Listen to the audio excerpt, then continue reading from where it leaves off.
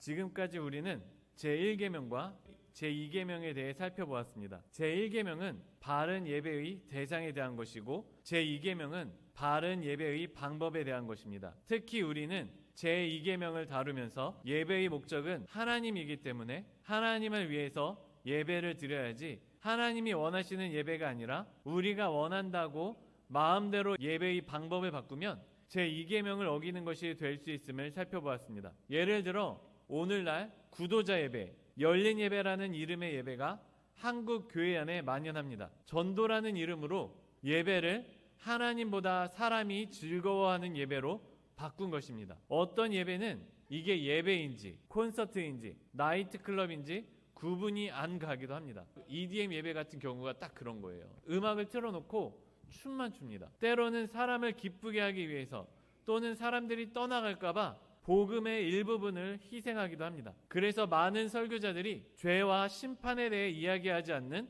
한국 교회들을 가리키면서 복음이 변질되었다고 이야기합니다. 죄에 대해서 이야기하지 않는다는 거예요. 마틴 로이드 존스 목사님부터 시작해서 복음주의자, 개혁주의자 중에 이 복음의 진심인 사람들은 죄가 빠진 복음은 아무것도 아니다. 죄를 모르는데 우리가 복음을 어떻게 하냐는 거예요. 그래서 많은 목사님들이 한국 교회가 복음이 변질되었다 이렇게 이야기한다는 것입니다. 그리고 전도가 하나님보다 중요해졌다며 전도가 우상이 되었다고 말하기도 합니다. 전도를 말하는데 하나님의 말씀을 듣는 사람들, 복음을 듣는 사람들에게 죄를 가르치지 않고 전도를 하는 거예요. 그러면 어떻게 되느냐? 죄를 모르는데 구원이 있을 수가 없는 거예요. 그래서 전도가 전도를 위한 전도가 되었다. 복음이 변질된 전도를 하게 되었다. 전도가 우상이 되었다라고 이야기를 한다는 것입니다. 그래서 우리는 지난주에 살펴본 것처럼 예배나 전도, 십자가도 잘못 사용하면 우상으로 전락할 수 있음을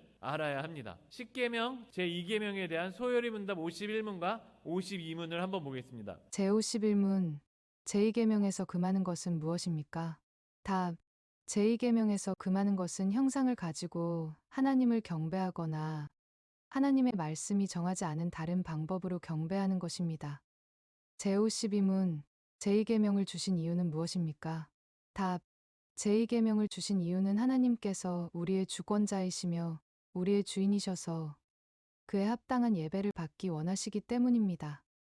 소요리 문답에서 볼 수 있듯이 제2계명은 바른 예배의 방법입니다. 하나님께서는 우리에게 합당한 예배를 받기 원하십니다. 그런데 하나님을 합당한 방식으로 예배하지 않으면 우리는 우상숭배와 종노릇에 빠질 수 있습니다. 그래서 첫째, 10계명은 종노릇에서 해방하기 위한 하나님의 선물입니다. 출애굽기 20장 4절에서 6절 함께 읽겠습니다. 너를 위하여 새긴 우상을 만들지 말고 또 위로 하늘에 있는 것이나 아래로 땅에 있는 것이나 땅 아래 물속에 있는 것에 어떤 형상도 만들지 말며 그것들에게 절하지 말며 그것들을 섬기지 말라. 나 내 하나님 여호와는 질투하는 하나님인즉 나를 미워하는 자의 죄를 갚되 아버지로부터 아들에게로 3, 4대까지 이르게 하거니와 나를 사랑하고 내 계명을 지키는 자에게는 1000대까지 은혜를 베푸느니라. 오늘날 비그리스도인이 가장 듣기 싫어하는 전도 구호가 있습니다. 바로 예수천당 불신지옥이라는 구호입니다. 현대인에게는 예수천당 불신지옥이라는 구호가 복음으로 들리는 게 아니라 저주로 들립니다. 하지만 과거 최건느 목사님이 예수천당 불신지옥을 외치고 다녔을 때는 받아들여지는 의미가 지금과는 완전히 달랐습니다. 당시 사람들은 이 소리를 들을 때면 정죄하는 소리로 들리는 게 아니라 복음의 소리로 들었습니다. 지금 내 인생이 지옥 같기 때문에 예수천당 불신지옥은 예수를 믿으면 이 지옥 같은 삶에서 벗어날 수 있을 거라는 희망의 메시지가 되었던 것입니다. 그런데 10계명에 대한 사람들의 오해도 이것과 비슷한 면이 있습니다. 10계명을 오해해서 지키기 싫은데 종노릇하듯 억지로 지켜야 하는 조건으로만 보는 사람들이 있습니다. 그러나 10계명은 이미 죄의 종으로 살아가고 있는 우리에게 하나님께서 주시는 해방의 선물입니다. 2계명의 뒤를 보면 3, 4대의 저주와 1000대의 복이 나오는데 가계의 저주로 유명한 구절입니다. 이것을 잘못 이해하면 10계명을 복음적 관점이 아니라 율법주의적 관점이나 기브 앤 테이크로 이해할 수 있습니다. 하지만 제대로 이해한다면 하나님께서 우리를 종노릇에서 해방시키기 위해 10계명을 주셨음을 이해할 수 있습니다. 가계의 저주에 대해 이야기할 때 두 가지 해석 방법이 있습니다. 하나는 하나님의 백성이 되었어도 이전 세대가 가지고 있었던 잘못된 습관이 여전히 남아있는 것이 가계의 저주라는 것입니다. 실제로 교회 다니는 사람들을 보면 아직도 미신적 전통에 종노릇하는 사람들이 있습니다. 예를 들어서 예수를 믿지만 사람 이름을 빨간 글씨로 적으면 불편한 사람이 있습니다. 이름을 빨간색으로 적으면 불길하다는 것입니다. 저는 처음 이 이야기를 듣고 웃기는 미신이라고 생각했습니다. 이런 걸 믿는 사람이 진짜 오늘날에도 있을까 했는데, 한 번은 교회에서 한 집사님이 저를 부르는 겁니다. 그때 저 전도사였는데, 전도사님 왜 헌금 봉투에 이름을 빨간색으로 쓰셨어요? 이러는 거예요. 펜이 빨간색밖에 없어서 빨간색으로 쓴 거였어요. 그래서 저는 아무 생각이 없었어요. 이름을 빨간색으로 쓰든 파란색으로 쓰든 검은색으로 쓰든 아무 상관이 없었어요. 근데 이 집사님은 이름을 빨간색으로 쓴 걸 보고 놀란 거예요. 이런 미신적 관습 안에 살고 있다가 예수를 믿게 된 사람들 중에 아직도 이런 미신적 습관에서 완전히 자유하지 않은 사람들이 있습니다. 그래서 3, 4대의 저주를 사회 문화적으로 바라보는 사람들이 있습니다. 예수 믿기 전 부모 세대가 가지고 있었던 잘못된 습관들이 있는데, 이런 습관들이 자녀들에게도 영향을 미친다는 것입니다. 그리고 이러한 잘못된 습관이 완전히 끊어지려면 세대가 3, 4대는 지나야 된다는 것입니다. 그래서 부모 세대가 알코올 중독이라든지 폭력을 행하는 부모가 있으면 자기는 그 폭력과 알코올 중독에서 벗어나고 싶은데 결혼해놓고 보았더니 자기도 술을 먹고 폭력을 저지르고 있는 거예요. 물론 예수를 믿고 단번에 바뀌는 일도 있지만 우리 안에 예수를 믿기 전에 가지고 있었던 습관들이 3, 4대까지 이어지기도 한다는 것이 바로 이 가계의 저주에 대한 이야기입니다. 이런 가계의 저주 중에 한국과 중국 교회 안에서 가장 많이 회자되고 있는 것이 바로 유교 문화입니다. 이 유교라고 하는 문화 때문에 교회 곳곳에 하나님의 은혜가 스며들지 못하고 역기능을 일으킨다는 것입니다. 심지어 성경도 성경 그대로 해석하는 것이 아니라 유교적으로 해석하는 경우가 허다합니다. 많은 젊은 청년들을 만나보고요, 많은 젊은 목사님들을 대하다 보면요, 이런 얘기를 하시는 분들이 계세요. 한국 교회가 유교 때문에 망했다는 거예요. 그리고 이것에 대해 예수님은 이렇게 말씀하십니다. 마가복음 7장 7절에서 9절 함께 읽겠습니다. 사람의 계명으로 교훈을 삼아 가르치니 나를 헛되이 경배하는도다 하였느니라. 너희가 하나님의 계명은 버리고 사람의 전통을 지키느니라. 또 이르시되 너희가 너희 전통을 지키려고 하나님의 계명을 잘 저버리는도다. 그래서 우리는 하나님의 말씀대로 산다고 하면서 사람의 전통과 하나님의 말씀을 혼합시키고 있지는 않은지 생각해 보아야 합니다. 그런데 여기서 또 한 가지 알아야 할 사실이 있습니다. 우리가 아직 이전 세대의 잘못된 습관에서 완전히 자유하지 못하더라도 하나님께서는 여전히 우리를 사랑하시며 하나님 나라 백성이라는 우리의 신분에는 아무런 영향을 미치지 못한다는 것입니다. 예수님은 우리에게 이렇게 말씀하십니다. 로마서 8장 34절과 35절 함께 읽겠습니다. 누가 정죄하리요 죽으실 뿐 아니라 다시 살아나신 이는 그리스도 예수시니 그는 하나님 우편에 계신 자요 우리를 위하여 간구하시는 자시니라. 누가 우리를 그리스도의 사랑에서 끊으리요 환난이나 공고나 박해나 기근이나 적신이나 위험이나 칼이라.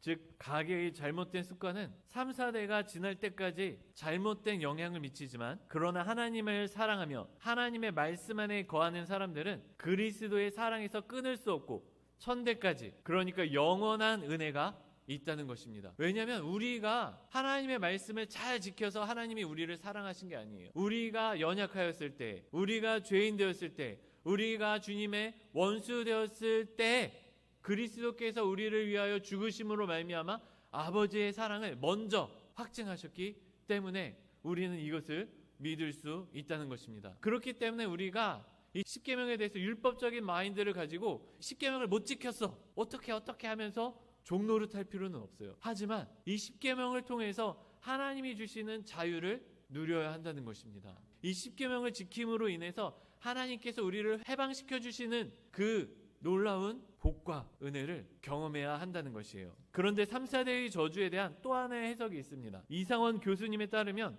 고대 사회에 있어서 어떤 계약을 체결할 때는 3, 4대가 함께 참여하였다는 것입니다. 쉽게 말해서 출애굽기 20장이 말하는 3, 4대는 저주가 후손에게까지 미친다는 것이 아니라 당대의 3, 4대를 말한다는 것입니다. 즉 십계명 곧 하나님의 말씀 안에 거하면 우리는 온갖 미신적 세계관에서 곧바로 자유를 누릴 수 있다는 것입니다. 그러나 하나님의 말씀을 저버리고 다시 미신적 세계관으로 돌아선다면 우리는 다시 미신적 세계관과 관습에 종노릇하게 된다는 것이 이러한 해석입니다. 이 두 가지 해석 중에 무엇이 맞는지는 우리는 정확하게 이야기하기가 어렵습니다. 저는요, 어떤 것은 이 잘못된 습관이 3, 4대까지 가기도 하고 또 어떤 것은 곧바로 하나님께서 해방시켜 주신다고 생각을 합니다. 그래서 우리가 현실적으로 바라봤을 때 이 두 가지 해석이 다 우리 삶에서 보여줄 수 있구나, 이렇게 생각을 해도 무방합니다. 그런데 결론적으로 말해서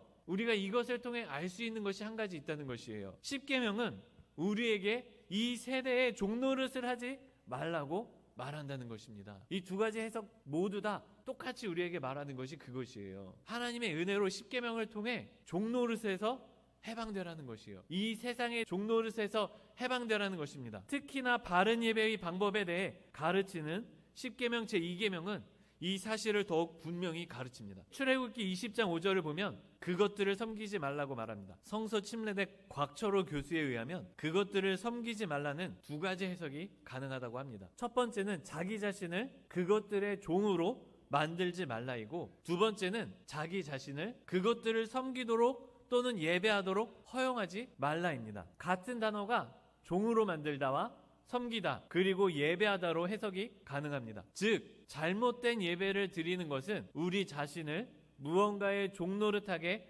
만든다는 것입니다. 우리는 우리를 종노릇하게 만드는 이 시대와 이 사회의 세계관에서 벗어나야 합니다. 그리고 그것은 하나님을 바르게 예배할 때, 그리고 하나님의 뜻을 따를 때 이루어진다는 것입니다. 그래서 바울은 우리에게 이렇게 말합니다. 로마서 12장 2절 함께 읽겠습니다. 너희는 이 세대를 본받지 말고 오직 마음을 새롭게 함으로 변화를 받아 하나님의 선하시고 기뻐하시고 온전하신 뜻이 무엇인지 분별하도록 하라.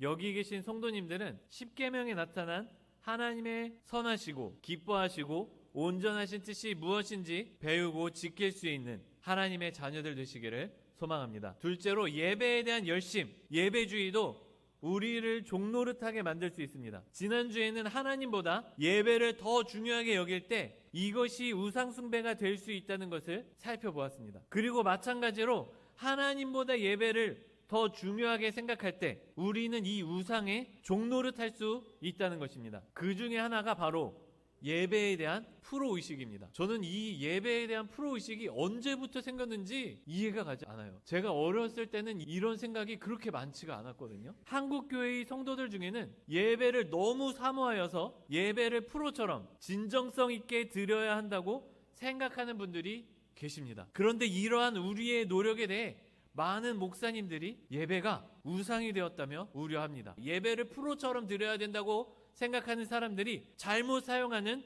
성경 구절이 있습니다. 바로 하나님은 영이시니 예배하는 자가 신령과 진정으로 예배할지니라 라는 말씀입니다. 어떤 목사님이 이런 고백을 하셨습니다. 이 말씀에 대한 한국교회의 오해가 몇몇 이단들에게는 극단적인 맹종과 극단적인 신비론을 설파하는 큰 근거로 이용되고 있다는 것입니다. 그러면서 자기 교회 찬양 인도자가 참된 예배는 신령과 진정으로 드리는 예배다라면서 어느 누구도 알아듣지 못하는 방언 찬양을 수시로 시도하여 교회 지체들을 괴롭게 했다고 말합니다. 찬양을 하는데 아무도 알아듣지 못하는 방언으로 찬양을 하는 거예요. 이것은 영과 진리로 드리는 예배에 대해서 완전히 오해하고 있는 것입니다. 그렇다면 영과 진리로 예배를 드린다는 것은 어떤 의미입니까? 앞뒤 문맥을 보면 정확하게 파악할 수 있습니다. 여자가 이르되 주여 내가 보니 선지자로소이다.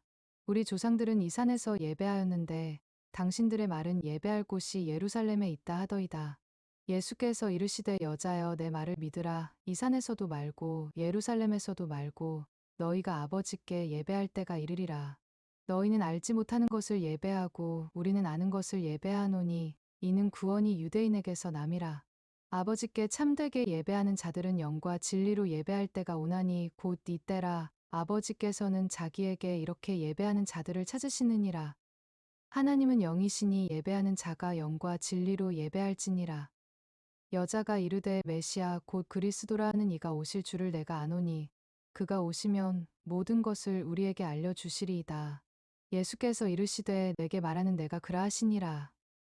지금 이 말씀에서 사마리아 여인은 도대체 어디서 예배를 드려야 하느냐고 묻고 있습니다. 왜냐하면 사마리아 사람들은 그리심 산에서 예배를 드렸고 유대인들은 예루살렘에서 예배를 드렸기 때문입니다. 이런 상황에서 사마리아 여인이 유대인인 예수님에게 당신이 선지자라면 지금 이 상황에서 어떻게 예배해야 하는지 알려달라고 말하는 것입니다. 그리고 이에 대한 예수님의 말씀은 그리심 산이나 예루살렘 같은 어느 장소에서 예배를 드리는 게 중요한 게 아니고 이제 참되게 예배하는 것이 중요하다고 말씀하고 계십니다. 이에 대해 이상원 교수님은 이렇게 말씀하십니다. 이 말은 외형적인 예배 형식을 배제하고 영혼으로만 예배를 드리라는 말이 아니라 이제는 성전에서 예배할 때는 지나갔고 생명을 살리는 영원하고 변함없는 그리스도의 능력으로 예배할 때가 되었음을 선언하는 말씀입니다. 그러니까 우리의 예배는 우리의 힘과 노력,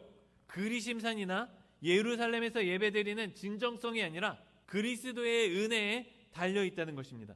그런데 신령과 진정으로 예배를 드려야 한다고 주장하는 사람들은 이 말씀을 반대로 적용해서 뜨거운 예배나 방언과 같이 신령한 은사가 넘치는 예배 같은 내 노력과 내 진정성을 다시 강조하고 있는 것입니다. 그러니까 예배에 있어서 중요한 것은 내 능력, 내 노력, 내 진정성이 아니라 그리스도의 은혜에 달려 있는데 이것을 거꾸로 다시 내 능력, 내 힘, 내 노력, 내 진정성으로 가져왔다는 것이에요. 예수님이 하신 말씀을 다시 거꾸로 적용하고 있다는 것입니다. 물론 진정성 있게 예배를 드리는 것은 중요합니다. 이게 10계명 제3계명에서 하는 이야기예요. 첫째가 예배의 대상, 바른 예배의 대상에 대해서 이야기하고 오늘까지 계속 보고 있는 제2계명은 바른 예배의 방법에 대해서 이야기를 하고 있어요. 셋째는 뭐냐면 바른 예배의 자세, 바른 예배의 태도에 대해서 이야기를 합니다. 그런데 순서가 중요해요. 첫 번째가 제일 중요하고 그 다음이 두 번째고 그 다음이 세 번째입니다. 아무리 바르게 예배를 드리더라도 하나님이 아니라 부처를 예배하고 있으면 그것은 잘못된 예배예요. 마찬가지로 아무리 우리가 진정성 있게 예배를 드리고 있더라도 우리의 예배의 방법이 바르지 않으면 그 예배는 잘못됐다는 거예요. 아무리 진정성 있게 예배를 드린다고 하더라도 그 예배가 그리스도의 은혜로 이루어지는 예배가 아니라 내 진정성으로 이루어지는 예배라면 그 예배는 잘못되었다고 하는 것입니다. 10계명은 순서가 중요해요. 순서가. 그리고 예배에 대한 진정성을 극단적으로 강조한 것이 바로 프로 예배자입니다. 실제로 한국 교회 안에 예배를 프로페셔널하게 드리지 않으면 불편해하는 사람들이 있습니다. 그런데 예배를 프로페셔널하게 드려야 한다고 생각한다면 가톨릭처럼 예배 전문가만이 예배를 인도할 수 있고 일반 성도는 예배의 관람객으로 전락하고 맙니다. 문제는 오늘날 한국 교회가 갈수록 예배 전문가를 찾고 프로페셔널한 예배를 만들려고 하고 있다는 점입니다. 이런 생각이 도대체 어디서 시작되었는지 모르지만 어느 순간 한국 교회 안에 이런 프로페셔널한 예배에 대한 관념이 들어오기 시작했습니다. 찬양대는 성악가들로 채우고 반주자와 지휘자도 신앙은 하나도 없지만 전공자로 구성합니다. 예전에는 누구나 감사함으로 특송을 했지만 지금은 전문적으로 노래를 배운 사람이 아니면 특송하기가 힘든 시대가 되었습니다. 신앙이 없는 전공자는 특송하더라도 신실한 성도는 특송하지 못하는 것입니다. 뭔가 한국교회의 예배에 문제가 생긴 거예요. 도대체 이게 어떻게 된 거냐는 거예요. 특히 대형교회 가운데 예배를 섬기는 많은 사람들이 교회에서 돈을 주니까 찬양으로, 악기로 섬기러 왔어요. 근데 자기들은 이 예배가 지루해서